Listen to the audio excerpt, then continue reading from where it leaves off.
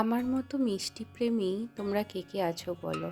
তোমাদের জন্য তাই আজকে আমি নিয়ে এসেছি একদম স্পেশাল স্পেশাল রসগোল্লা। বিয়েবাড়ির সিজনও শুরু হয়ে গেছে, আর আমাদের বাঙালিদের বিয়েবাড়িতে রসগোল্লা থাকবে না সেটা তো হতেই পারে না।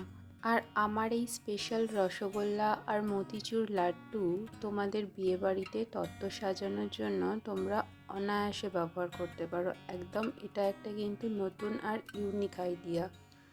তবে আইডিয়াটা কিন্তু আমার না, আইডিয়াটা আমার থেকে যে নিচ্ছে তার।